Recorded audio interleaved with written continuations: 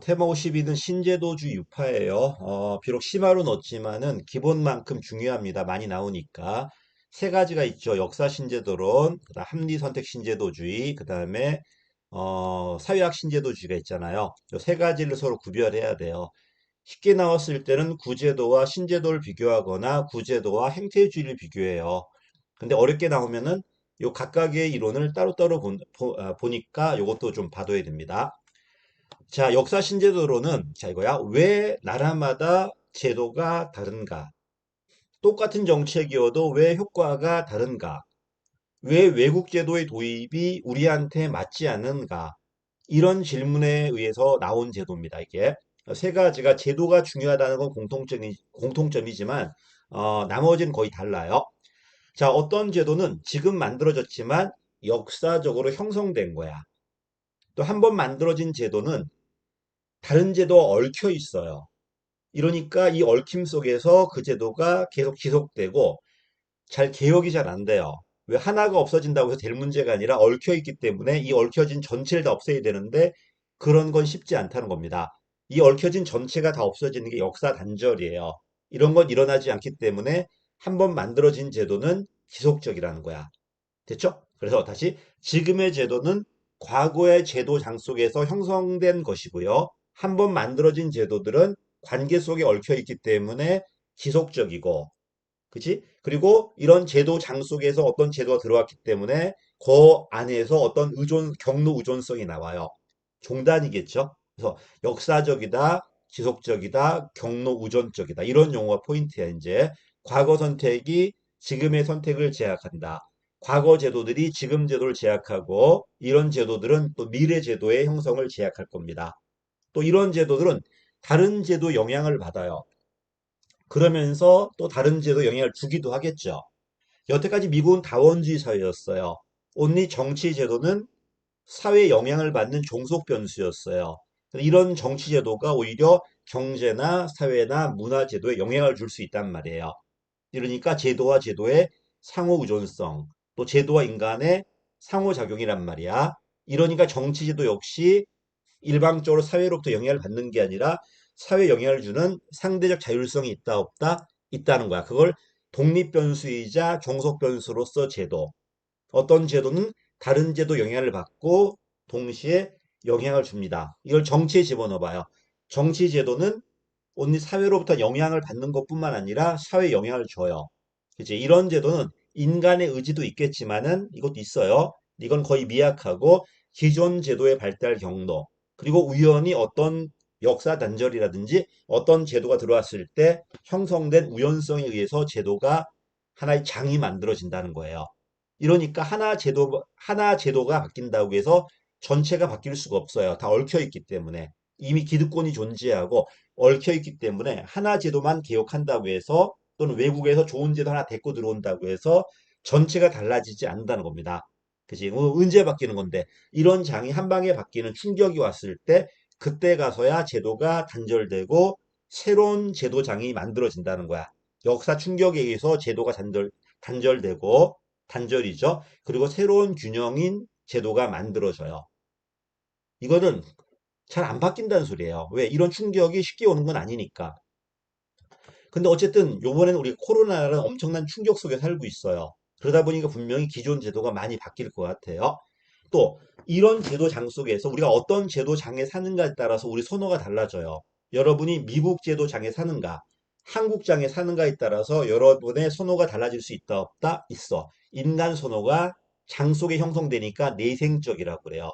또 기존 제도가 비효율적이어도 잘 바뀌지가 않아요. 왜? 이미 이 제도로 인해서 이득 보는 사람이 있고 다른 제도 얽혀 있기 때문에 개혁이 잘 안 된단 말이에요. 또 새로운 제도가 도입되었을 때 우리한테 잘 안 맞아요. 왜?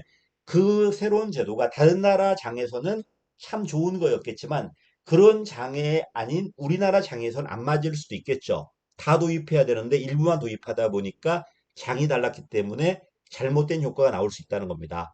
또 똑같은 정책이어도 장이 달라버리면 효과가 달라요.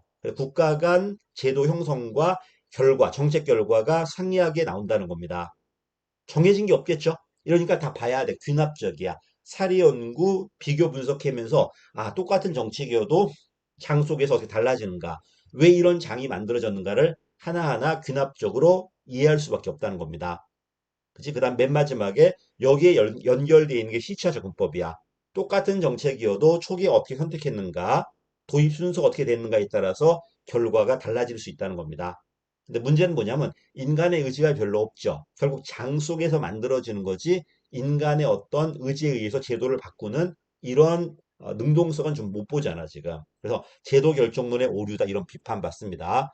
설명해야지. A가 B에, A1이 A2에, A2가 A3에, 그리고 지금 우리는 A3에 샀는데 이것 말고도 B, C, D라는 게 있기 때문에 이런 장 속에서 우리가 그 새로운 우리 행동이라든지 새로운 정책이 영향을 받는다는 겁니다.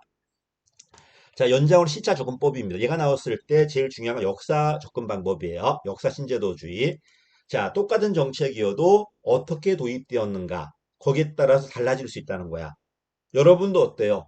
행정을 공부할 때 과거에 어떻게 살았는가가 지금 행정 공부에 영향을 줍니다. 또 지금의 이 선택이 후자의 선택에 영향을 줘요. 그치? 어떤 친구들은 뭐 6개월만 했다. 알고 보니까 그 친구들은 그 전에 이미 많은 준비를 했던 거예요. 그리고 여기에 익숙하다 보니까 쉽게 붙는 거야. 반면에 뭐 공대 나왔다든지 미대 나왔다든지 이런 준비를 전혀 안 한 친구들은 완전히 새롭겠죠. 그지? 어떤 친구는 기출문제만 보면 된다고 그래. 이미 이론으로 알고 있으니까. 어떤 애들은 처음 본단 말이야. 기출문제 백날 풀어도 안 된단 말이에요. 이건 전부 다 사람마다 다르다는 거야. 이러니까 시간이라는 거는 절대적인 게 아니라 상대적이에요. 사람에 따라, 나라에 따라 이런 시간은 상대적이야. 똑같은 정책이어도 누군 금방 효과 나오겠지만 누구는 효과가 잘 안 나와. 늦게 나온단 말이에요. 그치? 이러니까 왜 외국 제도가 도입되었을 때 우리한테 맞지 않는가, 실패했는가, 장이 달랐기 때문에. 그치? 이러니까 시간도 고려해야 돼요. 도입 순서라든지 이걸 고려하자는 겁니다. 그래야지만 효과가 있는 정책 결과가 나올 수 있다는 겁니다. 그래서 여러분도 너무 조급하게 하지 마십시오. 처음에는 이론 강의 들어보는 거야. 꼼꼼하게 듣는 게 아니라 그냥 가볍게. 내가 이런 용어에 얼마나 알고 있는가. 그다음 기출문제 보시면서 어디에 자주 나온가를 보고 그다음 반복하는 거예요. 익숙해지는 게 먼저야. 그 다음에 암기하셔도 늦지 않아요. 처음부터 막 두 문제 따고 그래 버리면 나중에 기억 하나도 안 납니다. 왜 떴는지를 모르는데 뭘 그래. 처음에는 용어부터 정리하는 거 이렇게. 왜 논의되는가? 누구하고 비교되는가? 그러면서 차근차근 접근하신다면 좋은 결과 나올 겁니다. 자, 합리선택 제도주예요. 여태까지 경제학은 인간의 합리성만 가지고 균형이 나온다는 거였어. 근데 현실은 인간은 불완전하고 경쟁도 불완전하고 정보도 비대칭이죠. 가만 놔둬 버리면 시장이 실패합니다. 이렇게 이 불완전성을 뭐로 보완하겠다? 제도장으로 보완하겠다는 거예요. 그래서 국가는 직접 개입하지 말고 이런 제도장이 게임의 룰이 만들어질 수 있게끔 제도를 만들어주고 나중에는 나머지는 이 시장 주체들한테 맡기라는 겁니다. 개념 봐봐. 집단행동 딜레마. 가만 놔둔다고 해서 균형점이 되는 건 아니에요. 정부도 마찬가지고 시장도 마찬가지야. 이러니까 왜? 정보가 비대칭이고 불안전함 거래 비용이 나온단 말이에요. 이런 거래 비용을 줄여주는 어떤 제도 도구를 만들어 가지고 이게 신호등이 되는 거야. 이걸 통해서 사람들의 행동을 조종하면 되겠죠. 근데 경제학 과정이다 보니까 조심할 게 있다. 신제도와 구제도를 비교한다면 신제도는 내생적이고 구제도가 외생적이야. 어떤 목적을 위해 주어진 도구니까. 근데 합리 선택 신제도주의는요, 제도주의는 경제학 과정이야. 인간은 자기 이익을 추구한다, 합리적이다, 정해져 있죠. 제도 장속에서 만들어진 게 아니라 내 선호는 고정돼 있어. 가정이니까. 나는 나의 이익을 극대화하는 사람이에요. 그리고 제도 장에 의해 변하지 않는 거야. 내 선호가 바뀌는 게 아니라 이 장 때문에 내 그 효용 함수가 바뀌기 때문에 내 행동이 바뀌는 거지. 내가 내 이익을 추구하겠다. 이런 가정은 주어져 있는 거예요. 경제 가정이다 보니까 조심해. 선호는 이 제도 장 밖에 이미 주어져 있는 가정이고요. 그리고 장에 의해 바뀌지 않는 안정성이 있다는 겁니다. 또 수학이다 보니까 영역법이고요. 또 보다시피 개인의 행위 하나하나를 가지고 전체를 이해하는 개체주의 시각이야. 경제학 시각이야. 공공선택론의 연장이라고 보시면 돼요. 다만 얘는 2세대 경제학이야. 1세대 경제학이 완전한 합리성이었다면 이걸 완화시켜요. 제한돼 있다. 경쟁도 불안전하다. 정보도 비대칭이다. 가만 놔둬 버리면 실패할 수 있다. 그래서 이러니까 제도 장치 가지고 이걸 보완해야 돼요. 우리는 이 제도 장치를 보고 우리 행동을 할 것인가 말 것인가 판단할 겁니다. 했을 때 이득이 된다면 할 거고요. 지키지 않았을 때 이득이 더 크다면 어길 겁니다. 그치? 그리고 결국 이런 제도는 보다시피 이런 참여자들, A, B, C라는 참여자들이 게임의 장 속에서 자기 이익을 극대화하는 과정 속에서 만들어진 거예요. 그래서 전략적이라는 게 자기 이익을 극대화하는 과정 속에서 이런 사람들의 게임의 장 속에서 의지에 의해서 만들어진다는 거야. 됐지? 사람의 의지를 많이 강조하죠. 자기 이익을 극대화하는 전략적 선택에 의해서 이런 공식 제도가 의도적으로 만들어진다는 거야. 우리는 왜 이런 제도를 사용하고 있을까요? 요 제도를 지켰을 때 얻을 수 있는 편익이 비용보다 더 크기 때문에 만약에 새로운 규칙이 편익이 더 크다면 바뀔 겁니다. 맞죠? 얼마든지 바뀔 수 있어요. 당연히 이 게임의 규칙은 합리성이 있는 거고요. 근데 문제가 뭐라고? 항상 경제학은 사람을 대등하게 봐요. 그치? 대등하게 보고 권력성을 보지 못하고 또 역사를 보지 못해요. 그치? 우리는 사람에 의해서 만들어진 게 아니라 역사적 형성이라든지 문화 같은 게 있잖아. 그래서 이런 문화를 강조하는 게 있다 볼 사회학 신제도론이고요. 권력 강조하는 거, 사람의 힘의 차이가 있다는 거, 이걸 강조하는 게 역사 신제도론이에요. 됐지? 어쨌든 합리 선택 선택 제도주의는 2세대 경제학이다. 기존의 합리 선택의 문제점을 제도 장치로서 보완하겠다. 우리는 이런 제도 장치 속에서 내 이익을 극대화하는 과정 속에서 이 제도 장치가 만들어질 거예요. 됐죠? 오케이. 이걸 지켰을 때 이득이 더 크니까 난 이걸 지키겠다는 겁니다. 경제학 시각이다, 이거. 다만 조심할 게 경제학 가정이다 보니까 인간 손은 주어져 있는 걸로 가정한다는 거. 그거만 좀 조심하시면 될 것 같아요. 자, 그리고 보다시피 사람 하나하나의 선택에 의해서 전체가 만들어지니까 개체주의 시각이고요. 수학이니까 당연히 연역 논리다. 가정 속에서 끄집어내는 거니까.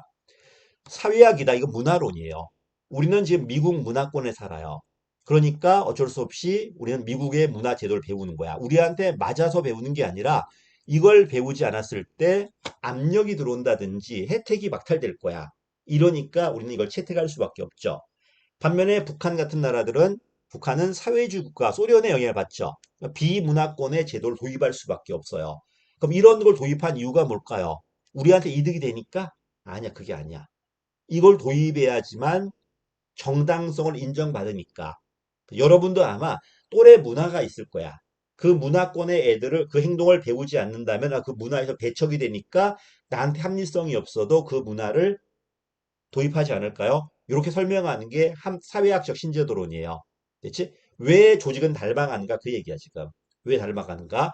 얘가 왜 조직은 나라마다 다를 것인가 설명하는 게 역사 신제도주의라면은 얘는 왜 조직은 유사해지는가? 왜 유사해지는가? 여기는 인간의 의지들에 의해서 제도가 만들어진다면은 얘는 인간의 의지가 없어요, 전혀. 거의 제도 장 속에서 형성돼 가는 거니까요. 그래서 제도가 제일 넓어요. 문화 체계, 상징 문화까지 제도를 보니까 가장 넓게 인식해요. 됐지? 물론 구제도와 신제도를 비교한다면 구제도가 좁고 신제도가 넓겠죠. 근데 신제도 중에서도 사회학 신제도론이 제일 넓어요. 또 구제도와 신제도를 비교한다면은 구제도는 공식만, 신제도는 비공식도 보죠. 근데 서로 비교한다면 합리 선택과 역사는 주로 공식을, 사회학은 주로 비공식을 많이 봐요. 비공식을. 인간의 의지는 거의 없어요. 왜? 인간의 의지에 의해서 만들어진 게 아니라 거의 문화에 의해서 우리가 베끼다 보니까 닮아가는 거니까요. 그지? 그러다 보니까 다 비공식도 인정하지만 얘는 특히 비공식을 강조하고요. 역시 귀납적이야. 이걸 베껴야 될 가정 속에 들어오는 게 아니라 보니까 베끼고 있는 거죠. 귀납적이야. 근데 왜 베꼈는가? 어떤 규칙은 없어요. 이러니까 왜 베꼈는가 이해해야 되겠죠. 그래, 해석하기다. 이해한다고 그래요. 얘는 사례 하나하나 검증하다 보면 나올 거 아니야. 근데 얘는 그런 게 없잖아, 지금. 갑자기 어떤 변동이 오면 문화가 막 달라진단 말이야. 베낄 수밖에 없겠죠, 이게. 어쨌든 얘가 합리 선택은 연역적이지만 나머지는 귀납적이고, 그치? 얘는 사례 연구를 통해서 나라별로 다 왜 들어왔는가를 설명할 수 있지만 얘는 그게 안 되다 보니까 하나하나 해석해야 돼, 이렇게. 여기 밑에 있죠? 또 선호는 이 문화장 속에서 배우는 겁니다. 됐죠? 우리는 북한 애들 이해를 못 하겠죠. 왜 저런 걸 좋아할까? 근데 우리 입장에서 보면 안 돼. 걔는 그런 문화권에 살아왔던 거야. 그러니까 그런 걸 선호하는 거예요. 반면 우리는 민주주의 문화권에 살았기 때문에 이게 더 선호하는 거고요. 이런 얘기들이다. 자, 이러니까 봐. 중요한 말 나왔다. 우리가 어떤 제도를 채택한 이유는 그 제도가 바람직하니까 채택한 게 아니야. 우리한테 바람직한 게 아니고 사회가 전부 그러고 있어. 내가 느낀 거야. 그래서 규범이 아니라 인지다. 그지? 효율성을 위해 도입한 게 아니라 정당성을 얻기 위해서. 그지? 사회적으로 이런 제도 A 문화권에는 전부 다 A가 정당하니까 내가 이걸 얻기 위해서 이걸 도입한다는 겁니다. 그래서 다시 규범성, 바람직함 때문에 도입한 게 아니라 내가 어떤 문화에 살고 있고 인지한 거야. 다 그러고 있어, 지금. 그래서 내가 도입한 거고요. 내가 어떤 제도를 바뀌는 것도 더 좋은 도구를 만드는 과정 속에 바꾸는 게 아니라 사회가 정당하다고 하는 것을 닮아가는 과정 속에서 우리가 그런 문화로 변해가는 겁니다. 그래서 역사 신제도론이 나라마다 다르다. 종단이죠. 시간이 지나면서 어떻게 변해갔는가 이걸 설명하는 종단 측면이라면 얘는 나라마다 같아 유사해요. 횡단 시각이죠. 시간은 그대로 있고 그 문화권에 속한 나라가 닮아가고 닮아가는 거잖아, 지금. 가나다. 전부 다 질은 다르지만 전부 다 AAA라는 유사성을 갖고 있죠. 그래서 이걸 유질 동력이다, 이질 동력이 이렇게 표현합니다. 됐지, 여기까지. 그 다음에 비교해 놨습니다. 피터홀이 98년도에 비교했어요. 합리 선택은 경제학이 모학문이고, 얘는 정치학이고, 얘는 사회학이에요. 다 비공식을 강조하지만 이 두 가지는 특히 공식을, 얘가 또 비공식을, 얘만 인간 선호가 외생적이야. 왜? 가정이니까. 얘는 장 속에서 형성되는 내생적이다. 제도에 의해서 제한되니까 제한적이라고 그래요. 얘는 제도가 왜 만들어졌다고? 그 개인들의 전략적 게임에 의해서 합리적이다, 전략적이다. 얘는 왜 만들어졌죠? 과거 선택에 의해서 경로 우전적으로. 얘는 우리가 어느 문화권에 살았고 그 문화권에 다 이루고 있는 거야, 지금. 인지한 거죠. 왜 제도가 바뀐다고? 이런 게임장 속에서 더 좋은 제도로 바뀌어가는 게 바로 전략 선택이죠. 얘는 외부 충격, 역사 충격이야. 그때 기존 제도가 싹 사라지고 새로운 게 만들어질 수 있다는 겁니다. 얘는 왜 변했죠? 그 주도적인 문화권을 닮아가는 과정 속에서, 그지? 질은 다르지만 미국의 영향권에 있다면은 아프리카든 아시아든 남미든 동남아든 전부 다 닮아간다는 거야, 이렇게. 유질동형. 질은 다르지만 껍데기는 유사하던 거죠, 이렇게. 얘는 연역적의 수학이니까. 또 그리고 사람의 선택에 의해서 설명하니까 개체주의 이론이죠. 얘는 귀납적이야. 나라마다 다 다를 거예요. 사례 연구야. 그리고 보다시피 어떤 제도를 볼 때는 얘만 봐서는 안 되고 전체 속에서 봐야 되겠죠. 전체주의 시각이고요. 얘도 귀납적이지만 나라별로 사례가 있는 건 아니야. 왜 이걸 도입했는가를 하나하나 이해해야 돼요. 해석하기라고 그래요. 역시 어떤 문화권에 의해서 큰 걸 먼저 보고 아 이래서 이게 도입했구나를 보다 보니까 역시 전체주의 시각이죠. 그래서 얘만 개체주의고 연역적이고 나머지는 귀납적이다. 전체주의 시각이고요.